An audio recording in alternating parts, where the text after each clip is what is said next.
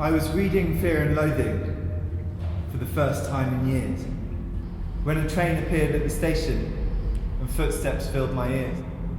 As the platform cleared, I noticed a girl distressed, in a mess, cheeks blessed with tears. She removed the scrumpy jack from her black rucksack, artfully arched her neck and threw the contents back. Worry lines were etched upon her pretty face as she was sitting phased, a cliched and predictable depiction of a life defaced and pissed away. It was plain as day to see that she was in pain and in need of a friendly face. I sat patiently on the adjacent seat and waited for a chance to speak. I saw her glance at me. I could have buried my head in my book and looked far away, but I wasn't scared or shook, so I dared to look and bookmark the page. I saw her as vulnerable, someone who needed to be saved. But a picture painted can be portrayed and perceived in many different ways. One person's cage created can be another's purposeful escape. To think this girl needs saving could well be an ignorant mistake.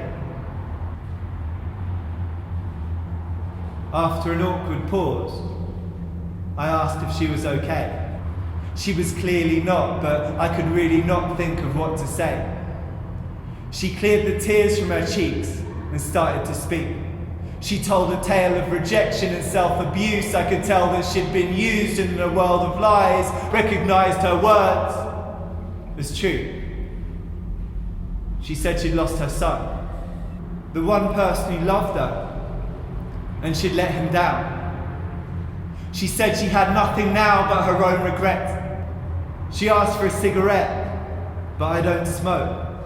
She said she wanted to forget and could not cope, implying with her eyes that suicide was a last hope. She'd tried many times to take her life and then just choked. You see, people walk by, trying not to meet the girl's eyes. If the world's fine, if we delete the scenes we don't like. We judge, but we don't sit and listen. We're all one step away from being in this position. Life isn't black and white, and anyone can be imprisoned within a life with no light, no fight, and no vision. Whether you're sat on a station bench or in a luxury flat, when the thin veneer of appearance is scratched, it's clear we're all prone to wading neck deep in crap. It's not just about what happens, it's how we deal with our actions and pull our lives back. I looked up and saw the words, "Mind the gap." The timing was apt and reminded me that there are times we find ourselves falling between the cracks, getting trapped in a void, avoiding everything, destroying everything until everything's black. I've been there. I've done that. I've got the marks on my back. My skin's hardened and cracked, but it's steadily healing and the pain's starting to lapse. I tell the girl of myself so she knows I can relate. I describe in my own way the pain that I felt, the rage, guilt and hate that I felt, about being on the receiving end of a hard leather belt. For years my thoughts were enemies, wounds heal but memories leave their heaviest wells. You can't always help every hand that you dealt, but with one turn of a card can start to remake and repair yourself.